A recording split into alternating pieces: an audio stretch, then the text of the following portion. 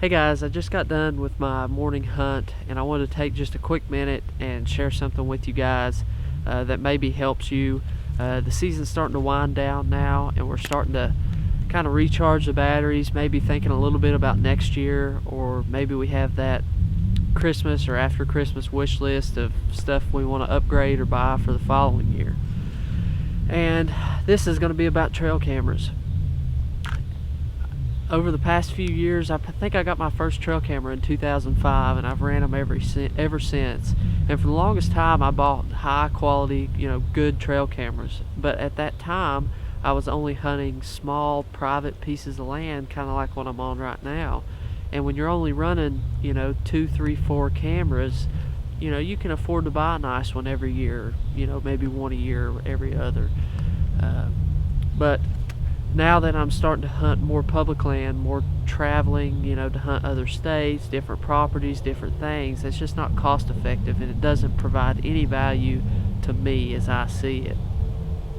The last few years traveling and hunting public land, I kind of got away from even using cameras at all because I'd only have, just a few, and I felt like it wasn't helping me any, and I didn't feel comfortable leaving my nice ones in the woods, from springtime all the way to time to hunt, or early fall until the rut, or what have you.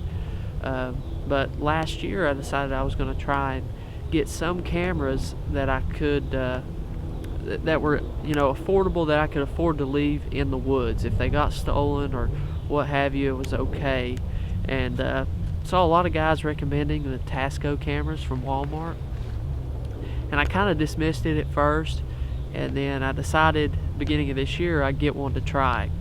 And this is actually the original one that I got, and put it up at a piece of private here close to the house and ran it for the first month and a half a season, and it did really well. I was pretty impressed with it, so much so that I ended up buying several more to take with me to Illinois.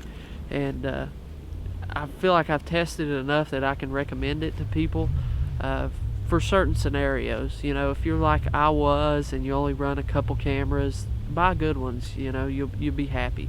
But if you're like me and if you're going to hunt public and you're going to hunt a bunch of different properties, you'd like to have a bunch of cameras. And for that, this is perfect. At my local Walmart and every one I've seen, it's $28.88.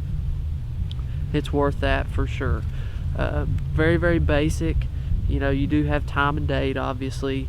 The time is 24-hour mode, so that actually makes it simpler, in the fact that you don't have to worry about mixing up AM and PM or whatever. As far as the picture or video goes, you have 3 options. You can do video, or you can do pictures, 1 photo per trigger, or 3 photos per trigger. I will mention that one of the negatives on the camera that I've seen is in that 3 photos per trigger mode. You will get your first picture will be nice and bright, good picture, then your next 2 after that will be dark.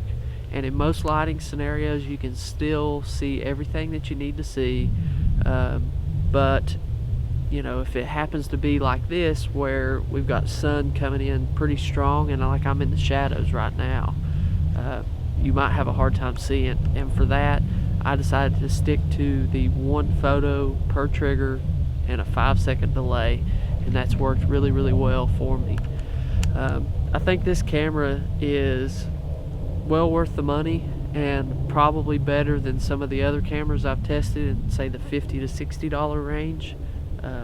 But I'm still going to continue to test.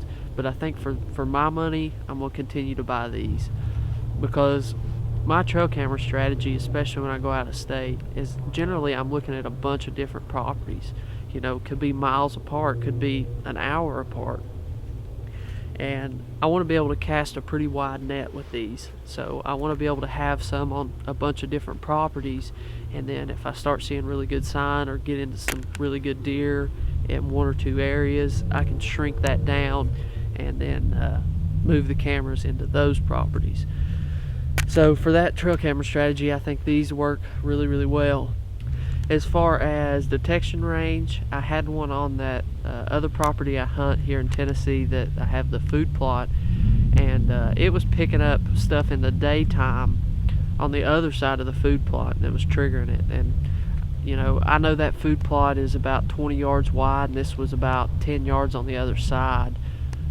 So you're talking about maybe triggering in the 70 to 80 foot range. I wouldn't expect that, but it did. You know, I have had that happen on that one that was on the food plot, so that's good. As far as the flash goes, it's not very noticeable. It is a red glow. It's kind of what you see on a lot of cameras, where the center of the frame has plenty of flash and the edges start getting kind of dark. But once again, haven't had any issues with that. If you're looking for a camera to take pictures and put them in a frame, put them on your wall, this isn't for you. But if you're like me and you want to have a lot of cameras that you can put in a lot of different areas, if they get stolen, you know, you're not going to cry about it. Like I said, less than $30. This is the good option for that. Photo quality is good. You know, you can tell if it's a shooter or if it's not. I'm going to put up a few pictures there to show you guys just to kind of what the photo quality is. Overall though, I think it's pretty good. If you have any questions, drop them down in the comments and I'll try to answer them. But this is something I would consider going forwards. They've been very, very good to me. I will definitely buy more of them, but I will say, you know, it is a $30 camera, so if you buy a bunch of them, I'm sure you're bound to have a dud or two, so just know that. But for $30, I think you're still well ahead.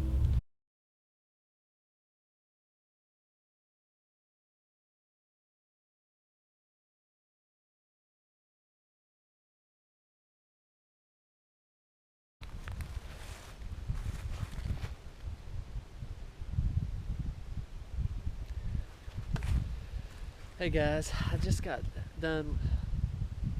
Hey guys, I just